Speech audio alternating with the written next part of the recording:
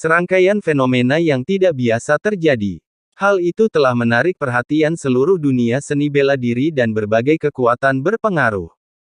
Ini juga termasuk beberapa makhluk perkasa yang tidak ingin dikenal oleh dunia, yang sekarang memperhatikan situasi di Laut Abadi dan Sungai Surgawi. Jika cahaya putih yang bergerak sebelumnya, dan bunga teratai merah yang mekar di Laut Surgawi dan Sungai Surgawi sudah cukup menakjubkan, maka jadi ketika fenomena aneh Laut Surgawi dan Sungai Surgawi ini muncul, dua fenomena aneh sebelumnya hanyalah sebagai pembuka. Fenomena luar biasa ini meliputi area yang jauh melampaui lautan angkasa dan galaksi Bima Sakti. Meskipun lautan surgawi dan sungai surgawi terbentuk dari pertemuan dunia yang tak terhitung jumlahnya, bentuknya menyerupai sungai. Fenomena saat ini menyerupai lautan cahaya, yang menelan seluruh laut surgawi dan sungai surgawi. Fenomena seperti itu dapat dilihat bahkan tanpa alat khusus, seseorang cukup membayangkan langit berbintang dengan mata telanjang. Hal itu sangat menyentuh hati semua orang. Orang-orang bahkan dapat mendengar deburan ombak di langit berbintang yang luas. Itu seperti samudera luas yang membentang hingga ke langit berbintang yang tak terbatas. Namun yang bergelora di lautan itu bukanlah ikan kecil dan udang, melainkan dunia.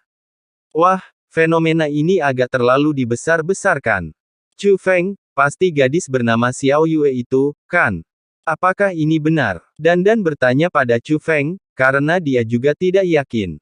Little Fish sebelumnya pernah menyebabkan fenomena aneh, tetapi fenomena tersebut berbeda dari yang kita lihat sekarang.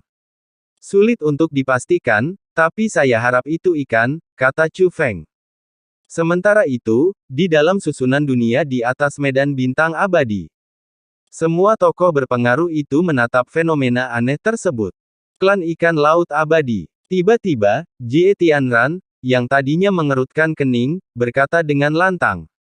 Wahai penguasa tujuh alam, apakah itu anomali yang disebabkan oleh klan ikan laut abadi? Mungkinkah rumor itu benar? Setelah mendengar itu, Baili Sukong dan para ahli dari Sekte Penjara semuanya menatap Jie Tianran. Mereka semua telah mendengar beberapa desas-desus tentang klan ikan laut abadi.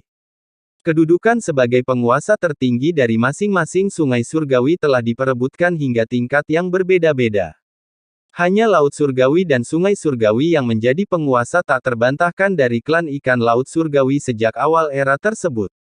Konon, klan ikan laut abadi adalah ras iblis yang suksesful di zaman kuno. Sebelumnya, mereka hanyalah klan iblis kecil yang tidak dikenal. Tentu saja, itu juga bukan nama yang sekarang. Pada masa awal era tersebut, klan ikan laut abadi menemukan lautan emas yang sangat ajaib di dalam sungai surgawi laut abadi.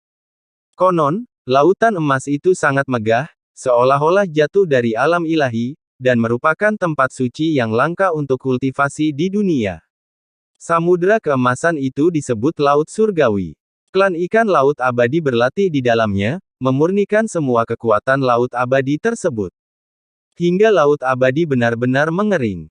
Namun, klan ikan laut abadi mengalami transformasi garis keturunan, memperoleh kekuatan yang sangat besar. Sebagai ungkapan syukur atas pertemuan luar biasa ini, mereka menetapkan lokasi lautan surgawi itu sebagai rumah leluhur mereka dan menutupnya secara permanen. Nama klan tersebut kemudian diubah menjadi klan ikan laut peri. Selanjutnya, klan ikan laut abadi memulai kekuasaan panjang mereka atas sungai surgawi laut abadi.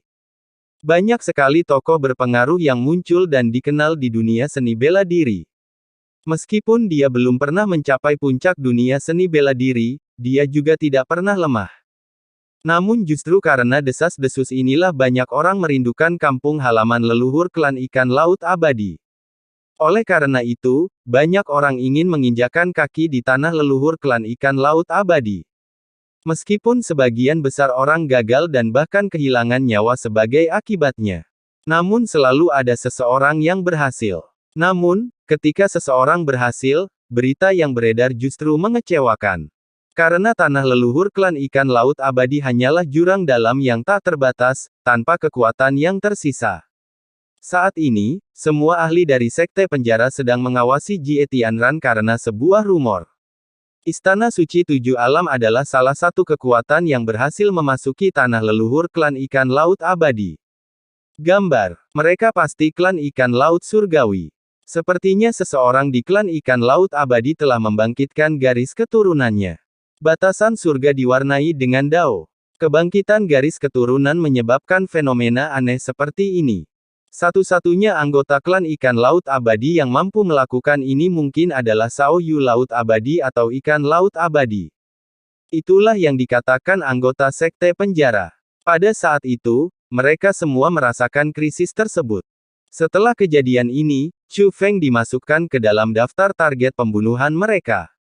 Namun, jika klan ikan laut abadi bangkit berkuasa, hal itu akan sangat merugikan mereka.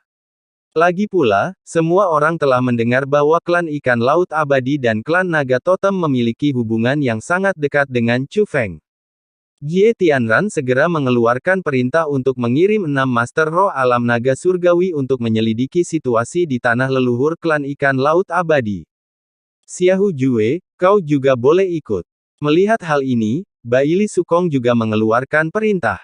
Meskipun ia hanya mengirim 1 orang, Xiahou bukan hanya seorang komandan penjara, tetapi juga makhluk surgawi tingkat keempat.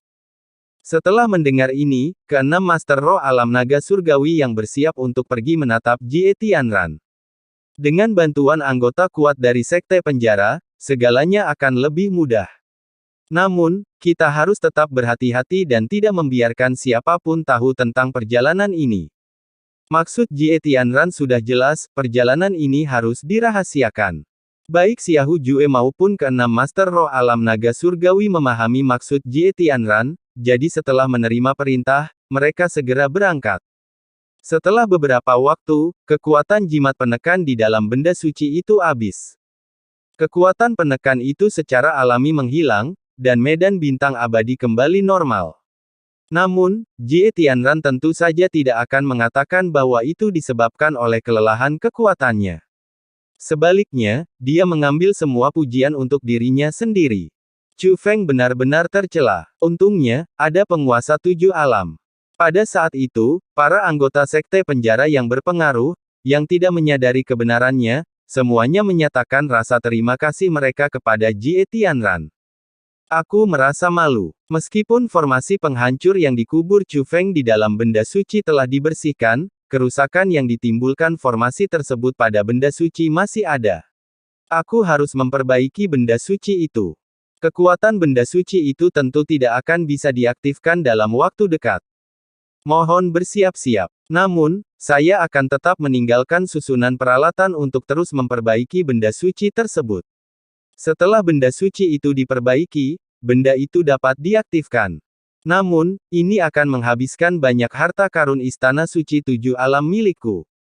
Biaya ini adalah sesuatu yang tidak mampu ditanggung oleh Istana Suci Tujuh Alamku. Begitu Jie Tianran mengatakan hal itu, Baili Sukong langsung menjawab. Tuan Tujuh Alam, yakinlah, sekte penjara saya meminta bantuan Anda dan tidak pernah bermaksud untuk mengambil keuntungan dari Anda. Sekte penjara pasti akan menanggung biaya penggunaan harta karun tersebut. Mohon berikan daftarnya. Meskipun sekte penjara saya tidak dapat menghasilkan harta karun yang setara, sekte ini akan menyediakan harta karun dengan nilai yang sama. Tidak ada yang keberatan dengan pernyataan Baili Sukong. Lagi pula, ketika Jie Tianran mengeluarkan jimat-jimat berharga itu tadi, mereka sudah tahu bahwa hal-hal ini sebenarnya akan dibayar oleh sekte penjara mereka. Jie Tianran tanpa basa-basi melemparkan gulungan itu ke kehampaan. Ketika Baili Sukong membuka gulungan itu, Chang Li dan yang lainnya semua mengarahkan pandangan mereka ke arahnya. Meskipun sudah siap secara mental, mereka tetap merasakan sakit hati saat melihat daftar panjang di gulungan itu. Karena setiap item dalam daftar yang padat itu luar biasa. Meskipun sekte penjara memiliki fondasi yang kuat, tetap saja akan menjadi beban finansial yang sangat besar jika mereka menggunakan semuanya. Seperti yang telah kalian semua lihat. Jimat-jimat yang saya keluarkan tadi dan saya masukkan ke dalam formasi itu semuanya adalah harta yang tak ternilai harganya. Dan jika aku ingin memulihkan benda suci itu, jimat-jimat susunan yang perlu kugunakan akan menjadi semakin berharga. Jie Tianran menyadari kesulitan yang dialami sekte penjara dan menawarkan penjelasan. Tuan Tujuh Alam, mohon tenang, sekte penjara kami akan mengumpulkan barang-barang yang tercantum dalam gulungan ini sesegera mungkin. Baili Sukong dan yang lainnya memahami maksud Jie Tianran, dan meskipun hati mereka hancur, mereka tetap setuju. Lagi pula, tidak ada yang lebih penting daripada mengaktifkan relik suci tersebut. Pada saat yang sama, kebencian mereka terhadap Chu Feng semakin meningkat. Lagi pula, semuanya berawal dari Chu Feng.